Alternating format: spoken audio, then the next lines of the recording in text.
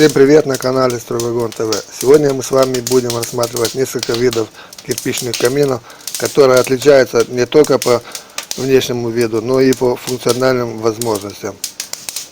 Эти печные мангалы все больше входят в моду и стремительно приобретают популярность среди застройщиков. А это значит, что все больше и больше людей хотят иметь такие устройства у себя на даче.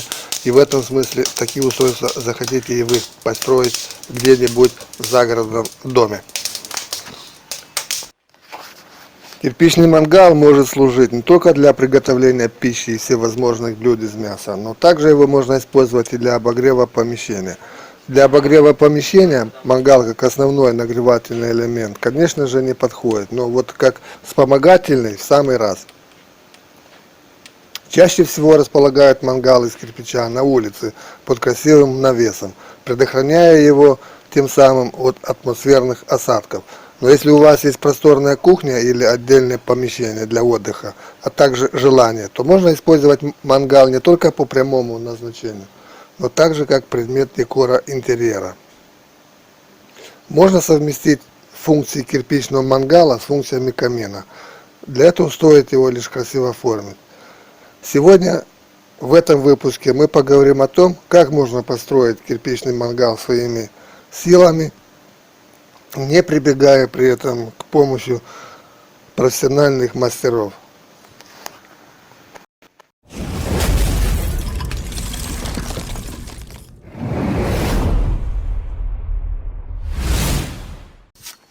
Строительство мангала из кирпича начинается по ровному основанию фундамента.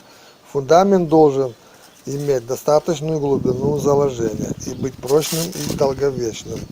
Основным материалом для кладки мангала является облицовочный кирпич различных цветов. В целях экономии материалов в процессе кладки также могут использоваться и другие материалы, например, обыкновенный глиняный кирпич, колотый бой, а также бывший в употреблении. Для прочности и долговечности конструкции в процессе эксплуатации большое значение имеет перевязка швов. Хорошая перевязка швов считается, если шов нижнего ряда кладки перекрывается на пол кирпича. В местах, где корпус печного комплекса будет сильно нагреваться в процессе горения топлива, обязательно облицовывается жаропрочным кирпичом.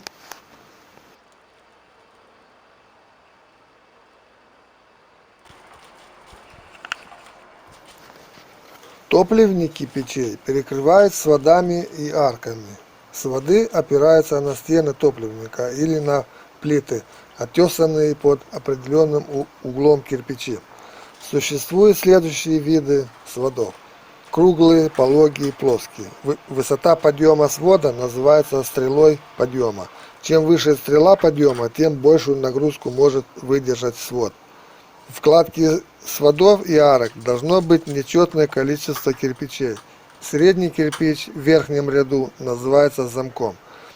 Расстояние между перекрываемыми опорами называется пролетом.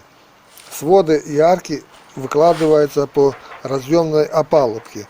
Опалубка опирается на кружало, специально вырезанные доски длиной в пролет. Снизу кружало закрепляется под кружальными досками и устанавливается на опорных стойках в топливной камере. Свод выкладывают, начиная с одной из сторон, от пят к центру. Закончив одну сторону, выкладывают вторую, затем выкладывают замок.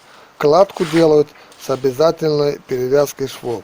Чтобы свод не раздвинул кладку под воздействием высоких температур и верхнего давления, в рядах, где устраивают пяту, кладку закрепляют оттяжками из проволоки диаметром 5 мм.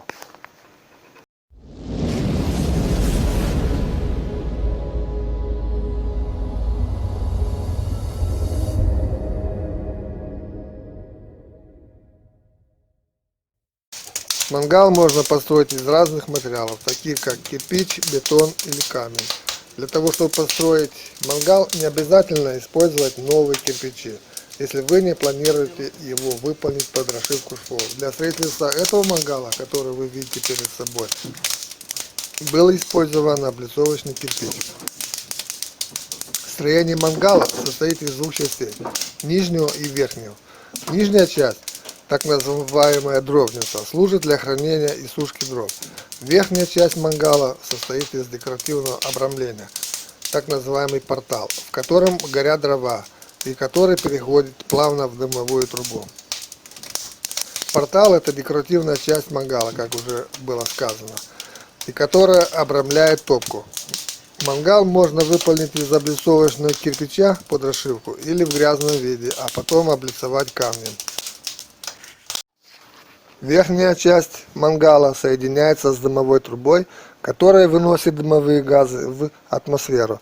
Выше портала дымоход выполняет в виде сужающейся пирамиды, которая в верхней части переходит плавно в дымовую трубу. Дымовая труба мангала должна создавать тягу, достаточную для удаления образующихся в топливнике газов. При этом пропуск дымовой трубы через деревянную стенку потолка или навеса должен осуществляться с соблюдением всех правил пожарной безопасности через асбестоцементный или металлический лист. Топливник мангала представляет из себя нишу, которая выкладывается из обыкновенного или огнеупорного кирпича. В отличие от камина, в топливник мангала можно вставить металлический ящик, в котором сжигаются дрова, превращая их в уголь для жарки мяса. Металлический ящик легко можно вынимать и вставлять обратно и представляет собой практически переносной гриль, которого можно забрать с собой при выезде за городом, куда-то на природу.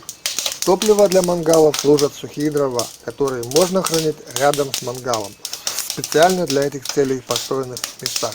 Для жарки мяса лучше всего использовать сухие ветки яблони и груши, а также вишни и сливы. Такая древесина издает приятный запах в процессе горения.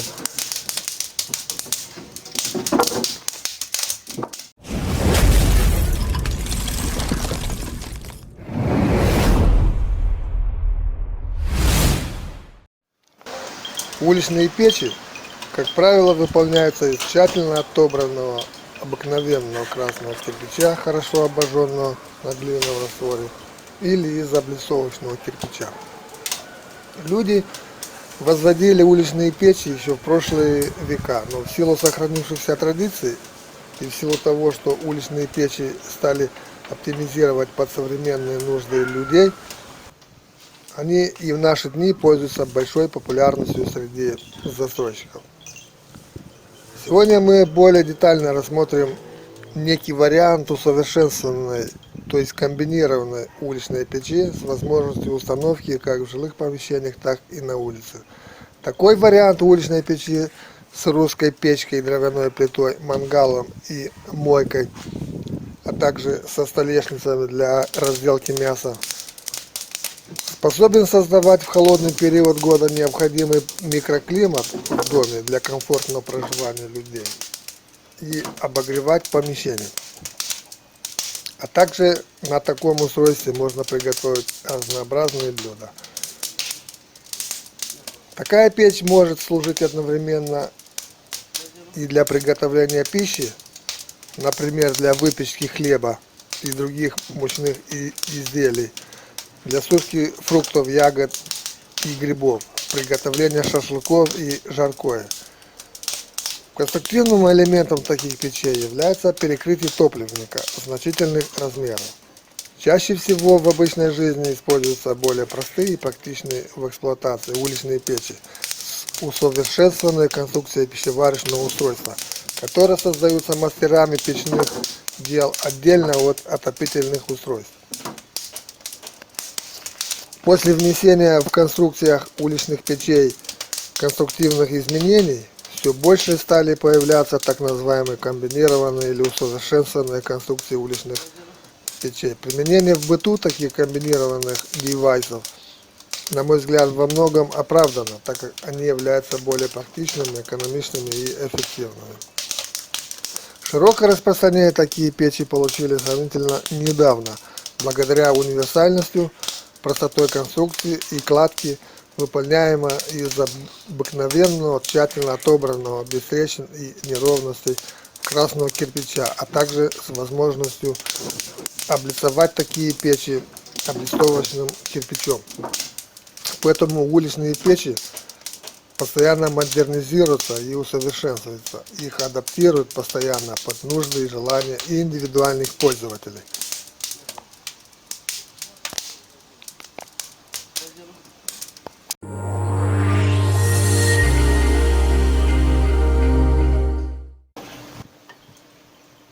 Для строительства этого печного комплекса был использован облицовочный кирпич двух цветов.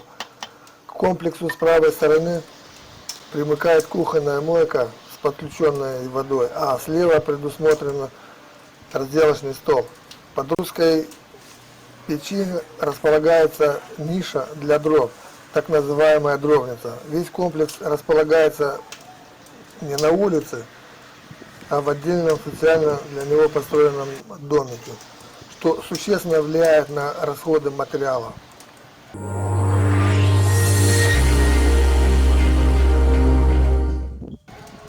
Духовка получилась многофункциональной, имеет свои, так сказать, незатейливые секреты. С внешней стороны в кладку встроен довольно красивая полукруглая стеклянная дверь, в которой встроен термостат для контроля температуры. Помещение духовки построено из огнеупорного кирпича, а на дне установлена чугунная плита с комфортками. Если нам, допустим, необходимо использовать только духовку, мы просто закрываем стеклянную дверь и растапливаем плиту дровами до нужной температуры. Температуру контролируем с помощью термостата. Если нам, допустим, необходимо вскипятить воду в кастрюле, тогда мы открываем стеклянную дверь, ставим кастрюлю с водой на плиту и разводим огонь.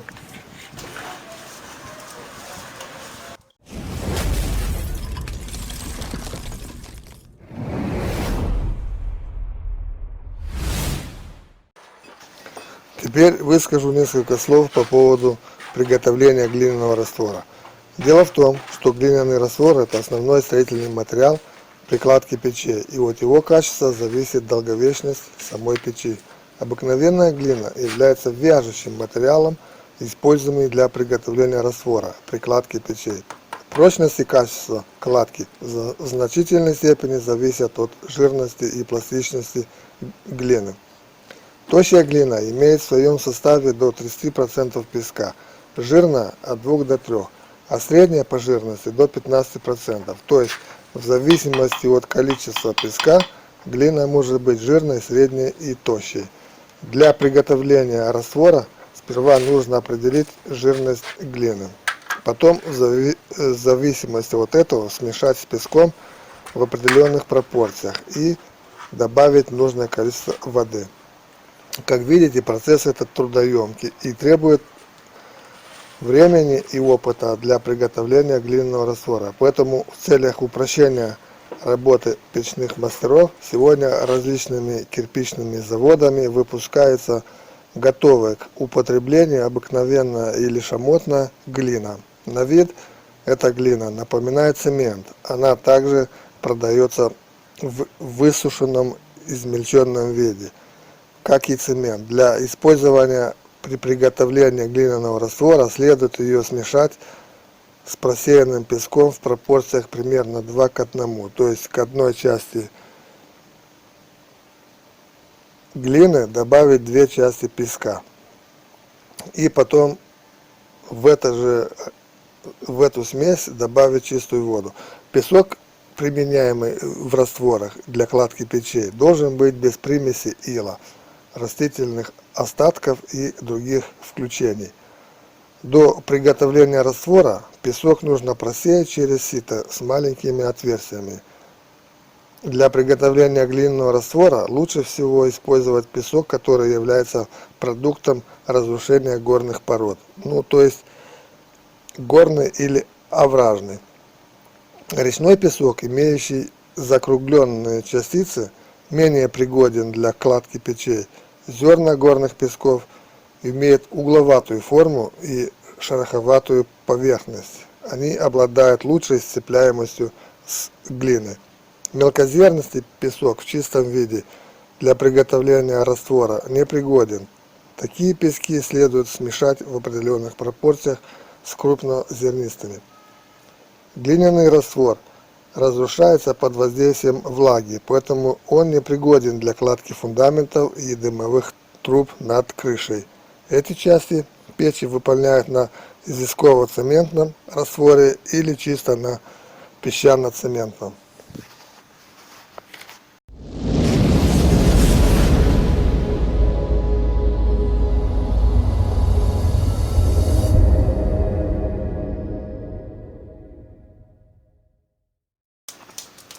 Русская печь служит для приготовления пищи, а также она приспособлена для выпечки мучных изделий, для сушки грибов и ягод. В русской печи также можно хранить длительное время пищу в условиях летней жары, как в холодильнике. Как нагревательный элемент для помещения в зимнее время русская печь не очень подходит по известным причинам. Как, например, из-за того, что горение дров протекает на глухом поду, невозможно регулировать необходимое количество воздуха для горения дров, и при этом дрова горят очень быстро. Печь получается прожорливой, и вследствие этого снижается КПД. Другой недостаток русской печи заключается в том, что нижняя часть печи на высоту 800-900 мм от пола прогревается мало, в то время как обыкновенная печь прогревается преимущественно в нижней части, что более комфортно и желательно. Но люди ценят больше всего в русских печах возможность приготовления большого количества разнообразных блюд, чем ее обогревательные качества. Поэтому и заказывают такие печи, поэтому и строят такие печи у себя в загородных домах.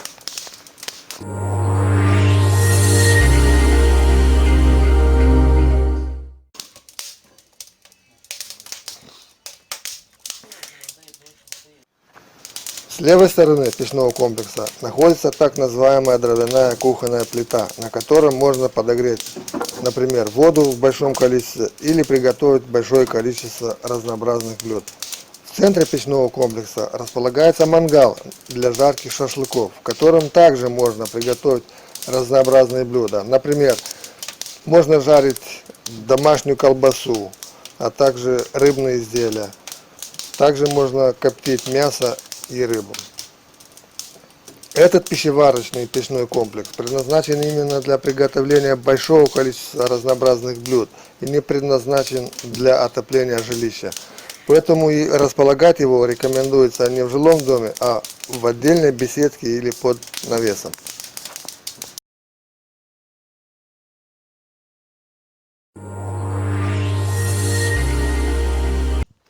Кладка печей является хлопотным и длительным процессом, и, что немаловажно, ответственным. От качества печных работ зависит долговечность конструкции и такие немаловажные факторы, как внешний вид и безопасность в пожарном отношении.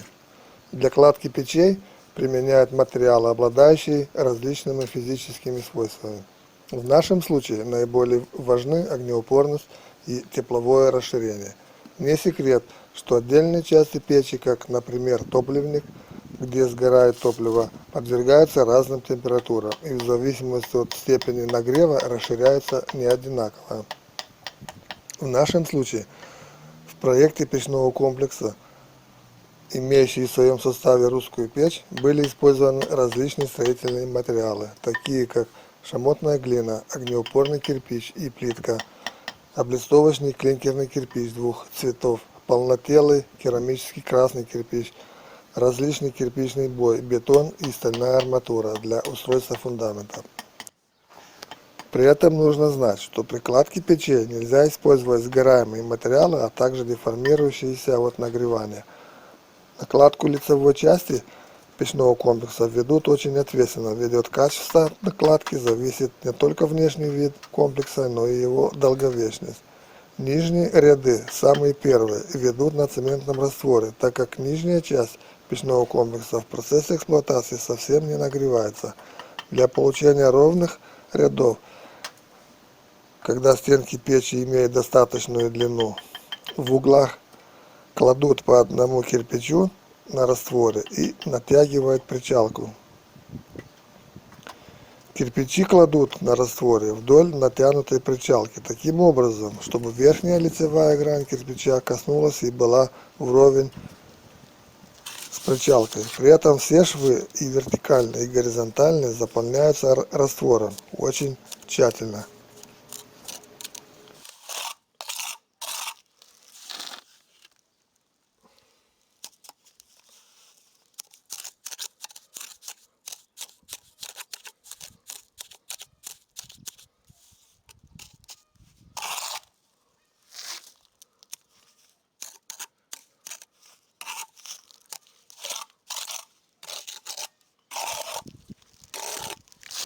Все швы вкладки, особенно в лицевой ее части, должны быть одинаковые, одного размера.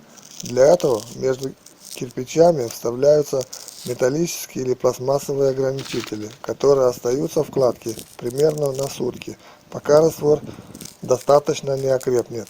Каждый только что уложенный в вкладку кирпич необходимо проверить по уровню в вертикальном и горизонтальном положении и в случае необходимости подправить.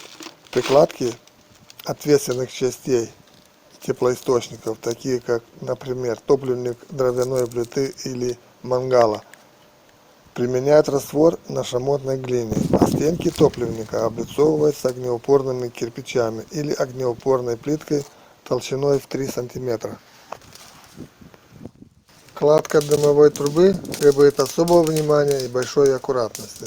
Некачественная кладка может послужить причиной пожара, так как дымовая труба транспортирует горячие дымовые газы, зачастую искрами. Для кладки дымовой трубы используют только самый хороший кирпич, без сколов и трещин, а также с ровными гранями. Если использовать кирпич с трещинами, то в процессе эксплуатации дымовой трубы эти трещины способны увеличиваться и разрушаться под действием горячего воздуха. Каждая печь должна иметь отдельный дымовой канал. Если подсоединить к одному каналу несколько отопительных устройств, расположенных на разных этажах, условия работы и будут не одинаковы. Чем выше дымовой канал, тем сильнее тяга. При одновременной топке двух таких печей, нижняя печь, у которой тяга сильнее, будет препятствовать свободному выходу дыма из верхней. Она будет дымить. Дымоходы следует располагать во внутренних стенах здания. Прокладка их в наружных стенах менее экономична и создает трудности при эксплуатации. Проходя через дымоходы в наружной стене, газы передают часть теплоты в атмосферу ввиду низкой температуры атмосферного воздуха. В процессе кладки дымовой трубы все швы заполняю очень тщательно густым раствором. Для возведения трубы ниже уровня кровли используют обычно глиняный раствор, так как он не разрушается под воздействием высокой температуры, уходящей в атмосферу дымовых газов. Участок трубы над кровлей обязательно выкладывают на цементном растворе или на сложном из дискового цементом растворе. При этом швы кладки не должны превышать 5 мм для глиняного раствора и 10 мм для цементного или сложного раствора. Для того, чтобы печь имела хорошую тягу, необходимо, чтобы внутренняя поверхность трубы была довольно гладкой. Такая поверхность получается при тщательном выполнении кладки с применением деревянных и металлических буйков и последующей швабровки стенок влажной тряпкой. На тягу дымоходов влияние оказывает высота и площадь поперечного сечения дымовой трубы. Оптимальная высота трубы для печей и каминов составляет 5-6 метров, считая от уровня тростниковой решетки или глухого пода. Для кладки труб, а также дымовых и вентиляционных каналов в стенах зданий применяют известково-песчаный или известково-цементный раствор, а головки дымовых труб выше кровли выкладывают на цементном растворе. Наружные поверхности дымовых труб в чердачных помещениях затирают или оштукатуривают, затем белят. Толщина швов кладки на известково-песчаном или сложном растворе должна быть не более 10 мм. Дымовые трубы служат не только для отвода продуктов сгорания топлива в атмосферу, но и создают разрежение, под действием которого создается поток газов, то есть тяга. Сила тяги, возникающая в трубе, тем сильнее, чем больше разница между температурами уходящих газов и наружного воздуха, и чем выше дымовая труба. Чтобы усилить тягу, необходимо увеличить высоту трубы или повысить температуру уходящих газов. Наиболее рационален первый способ, так как увеличение температуры дымовых газов требует дополнительного расхода топлива. Но если температура уходящих газов довольно низкая, то они, газы, проходя по дымовым каналам, сильно охлаждаются и происходит конденсация водяных паров, содержащихся в дымовых газах на внутренней поверхности канала, что приводит к резкому ухудшению тяги. Высокая температура продукта сгорания также нежелательна, так как она обуславливает значительную потерю тепла, следовательно, снижение коэффициента полезного действия топлива. Сила тяги в дымовой трубе зависит также от погодных условий. В дождливые или туманные, а также пасмурные дни тяга ухудшается, в зимнее время улучшается, так как разрежение в дымовой трубе увеличивается. В летнее время тяга в дымоходах гораздо меньше, чем зимой, так как в жаркие дни разница между температурой уходящих газов и наружного воздуха невелика. Большое влияние на тягу оказывает скорость ветра. Даже при слабом ветре тяга в дымовой трубе, расположенной в зоне ветрового подпора, может прекратиться, а увеличение его скорости до 6 метров в секунду и более вызовет опрокидывание тяги. Дымовые газы поменяют свое направление на обратное и будут поступать в помещение. Поэтому зона ветрового подпора ограничивается условной линией, проведенной под углом 45 градусов в горизонтали от наиболее высокой части соседнего здания, горы или дерева. Поскольку высота дымовых труб оказывает значительное влияние на разрежение в дымовых и вентиляционных каналах, их необходимо располагать так, чтобы они как можно ближе выходили к коньку крыши.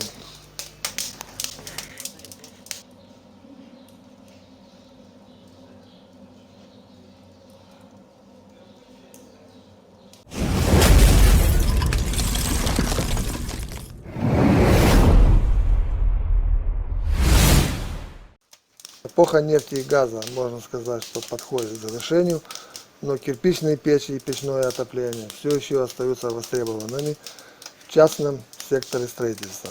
На смену нефти и газа все более активно приходят альтернативные источники питания, такие как солнечные батареи, энергия ветра, аккумуляторные батареи, биотопливо и другие. Но нашему люду все еще по вкусу простые дровяные отопительные печи. Поэтому сегодня речь пойдет именно о них, о печах из кирпича разного назначения, которые все еще нужны людям, не только в сельской местности. Прежде чем приступить к кладке печи, необходимо определить ее место в помещении. Отопительные печи обычно располагают в углу помещения, ближе к капитальным внутренним стенам и одновременно к входной двери, чтобы не носить топливо через всю комнату. Подбор размеров печи – это основная задача при создании в помещениях оптимального микроклимата, главный параметр которого – температура внутренней среды. Печь должна равномерно прогревать воздух в помещении в течение всего отопительного периода, обеспечивать безопасность в пожарном отношении и не загрязнять атмосферный воздух.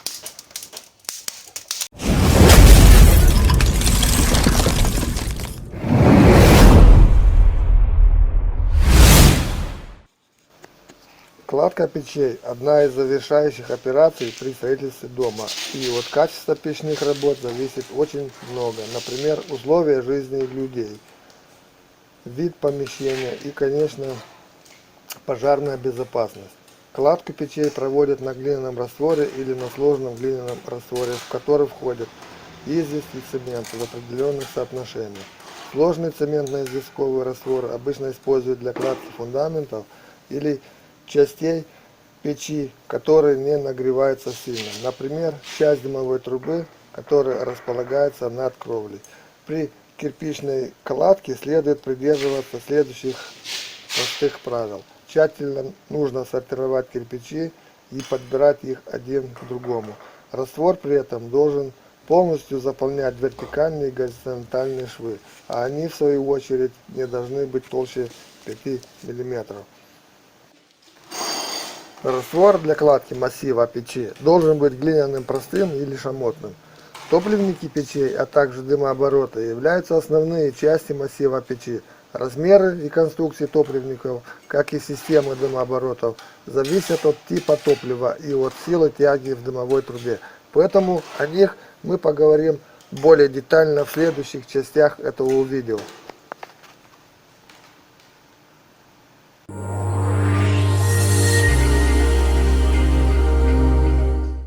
Как вы все знаете, в зависимости от топлива различают топливники печей для дров, каменного угля, торфа и антрацита. Размеры топливника определяются условиями, при которых обеспечивается полное сгорание расчетного количества топлива. Дрова содержат много летучих веществ и дают при горении большое пламя. Поэтому топливник печи, рассчитанный для топки дровами, должен иметь большой объем топочного пространства. Топливник печи футируется обязательно огнеупорным кирпичом или огнеупорными плитками. Футировка – это защитная облицовка внутренней поверхности топливника, которая предохраняет свод, а также стенки и под печи от действия высоких температур. В топливнике должно полностью сгорать топливо, не попадая в дымоход в виде несгоревших частиц или сажи. Высота топливника для дров, считая от уровня колосниковой решетки, должна быть от 80 см до 1 метра. При недостаточной высоте топливника горение дров будет протекать плохо. Дрова не успеют сгореть полностью, а летучие вещества в виде сажи будут забивать дымоход. Но кроме этого, печь с таким топливником будет неэкономичной, так как дрова не будут выдавать максимальное количество тепла при горении, на которое они способны. Количество тепла, которым способны выдать дрова, зависит от их породы. В процессе кладки топливника колосниковую решетку ставят ниже уровня топочной дверки, поэтому решетку заглубляют на один ряд кладки против нижней кромки топочной дверки. Под топливника должен иметь откосы скаты к решетке для скатывания углей. При установке колосниковой решетки в печи между ее сторонами и кладкой топливника оставляет деформационный шов размером не менее 5 мм, что обеспечивает тепловое расширение колосников при нагреве. Верх решетки располагают ниже кромки топочной дверки не менее чем на 3 см. Этот защитный барьер устранит опасность выпадания горящих углей из печи.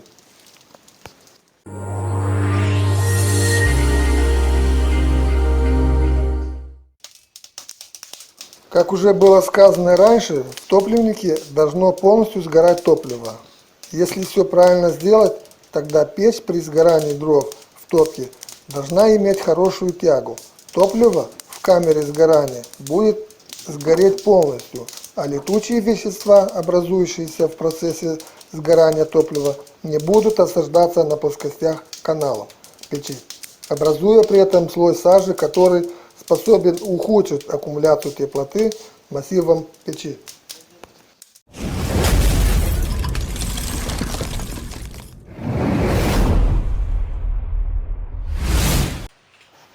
Закончив кладку печи, ее необходимо тщательно просушить.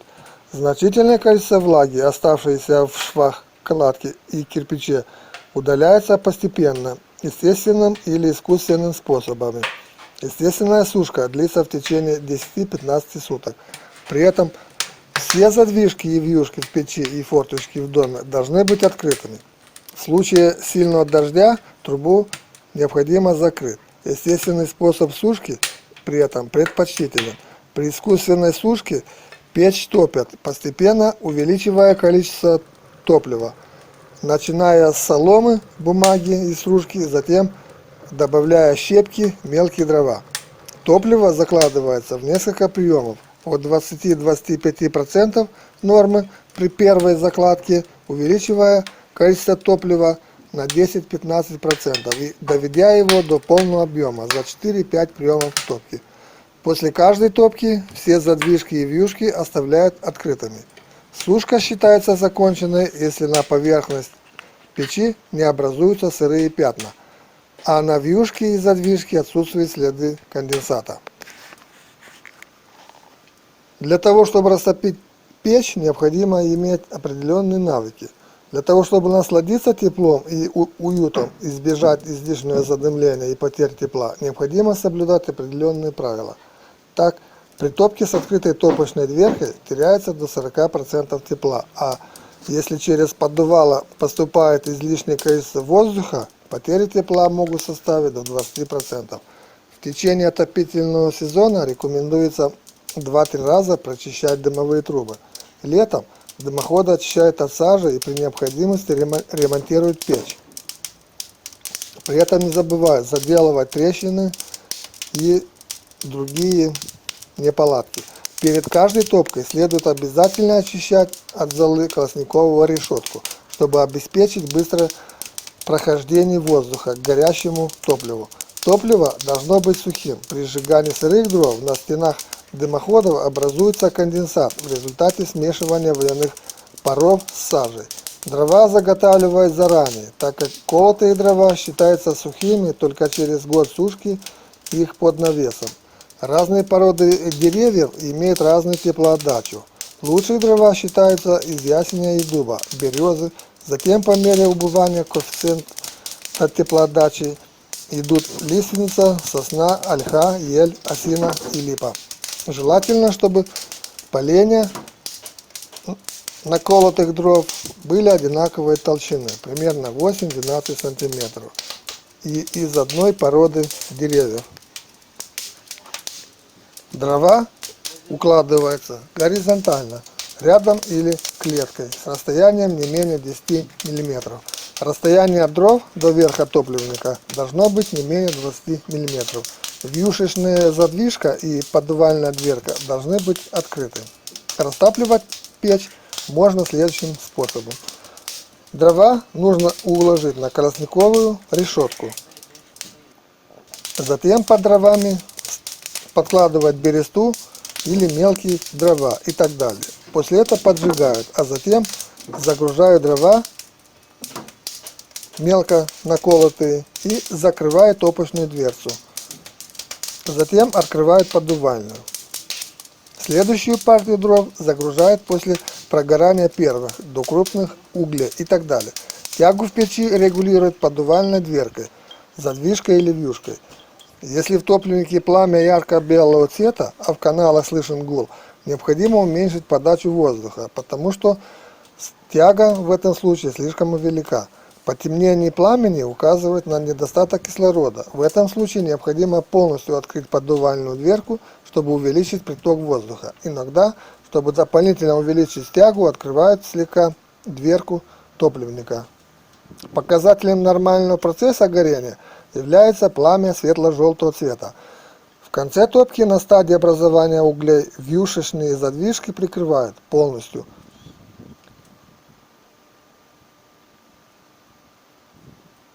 Через некоторое время следует проверить, полностью ли прогорели дрова. Чтобы печь не охлаждалась по окончании топки, закрывают поддувальную топливную дверцу. При топке углем слой угля не должен превышать 15 см. При растопке используют мелкие дрова, затем добавляют слой мелкого угля 5-6 см.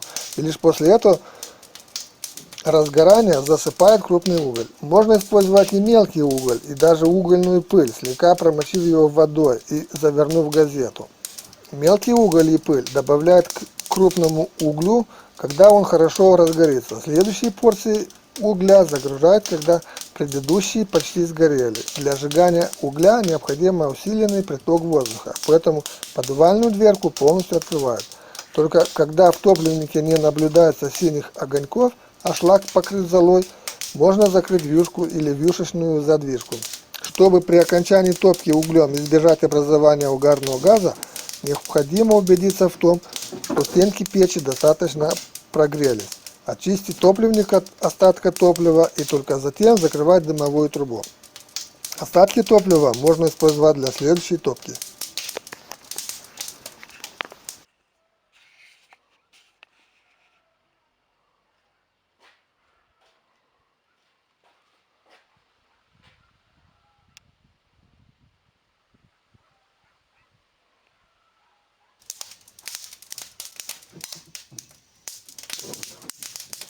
Наружная отделка печи может быть самой разнообразной. Например, оштукатуривание, облицовка изразцами, облицовка керамической плиткой, фигурной и майоликовой плиткой, облицовка металлом и расшивка швов. Самым доступным и простым способом отделки печи является штукатуривание ее после кладки. Прежде всего печь тщательно просушивает. Затем расчищает швы кладки на глубину 5-8 см. Иногда в процессе кладки для усиления связи раствора со стенками печи в швы закладывает проволоку, выпуская ее концы на лицевую сторону в виде вилок длиной 50-100 мм. Затем на стенки печи накладывает сетку с сечением 20 на 20 мм, закрепляя ее концами вилками. Поверхность печи очищают от пыли и глины, протапливают печь, чтобы удалить влагу. Горячую печь смачивают водой и наносят слой раствора консистенции сметаны, толщиной примерно 5-6 мм. После его закрепления наносят второй слой, более густой, и затирают терками.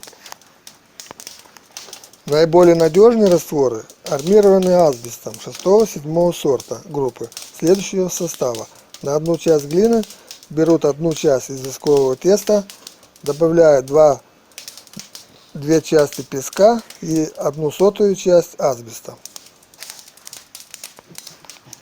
Для приготовления раствора все компоненты просеивают через сито с ячейками до 3 мм.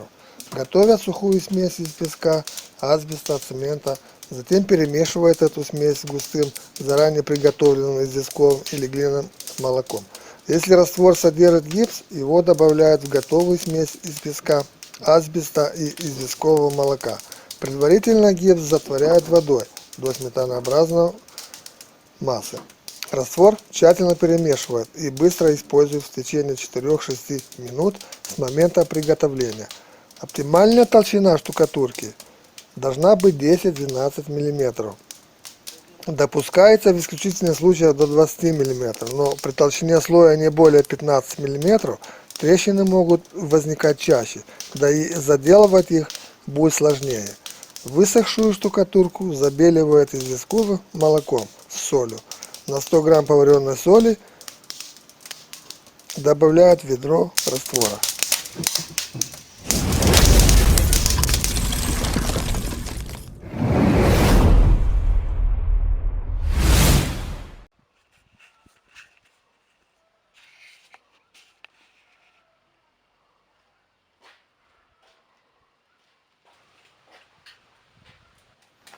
Печи и камины окрашивают, как правило, термостойкими, кремнеорганическими или силикатными красками с матовой или полуглянцевой поверхностью пленки. Дверцы топки изольника лучше окрасить черной или серебряной краской. Задвижки и дверки для чистки каминов черной или под цвет облицовки. Кладку печи окрашивают известковыми или другими составами на основе кремнеорганического лака в смеси с пентафталевыми или алкидными эмалями, а также с наполнителем, например, алюминиевой пудрой. Предтопочный лист из стали покрывает 1 или 2 слоями черной или серебристой краски на кремнеорганической основе. Металлический кожух печи окрашивает любой термостойкой краской. Перед окрашиванием кирпичной кладки печи на нее наносят грунтовку следующего состава. В состав входит 2,5 кг известкового теста, 100 г поваренной соли, 250 г столярного клея или карбоксид метилцеллюлозы, 50 г олифы. Соль и клей растворяют в 1 литре воды. При непрерывном размешивании в известковое тесто вливают 10 литров воды. В полученную массу добавляют олифу, раствор соли и клея. Затем все тщательно перемешивают до получения однородного состава. Состав тщательно фильтруют через мелкое сито и добавляют пигмент. Он состоит из следующих материалов: 3 кг известкового теста, 100 г поваренной соли, 250 г сухих пигментов, например, железный сурик, железоокисная красная или желтая охра, бланфикс, ультрамарин, 100 г клея, 50 г олифы. При окрашивании печи в белый цвет делают грунтовочное покрытие с помощью кисти или аэрографа. На этом покрытии наносят рисунок. Красивый узор, гармонирующий с интерьером помещения, можно создавать, окрашивая каждый кирпич отдельно. Цветные узоры получаются при использовании прямого или обратного трафарета. Известковые краски позволяют часто изменять рисунок, обновляя внешний вид печи.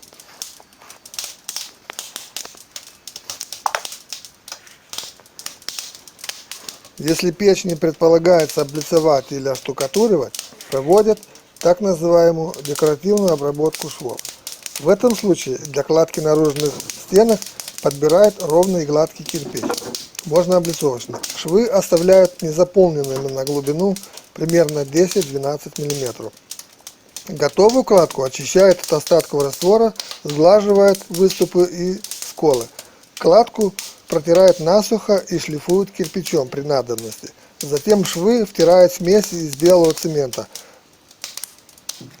Можно для расшивки использовать глину, замешанную с отработанным формовочным песком. Для получения равномерного шва используют специальную линейку или правило. При желании можно облицевать печь стальным листом или алюминиевым профилем.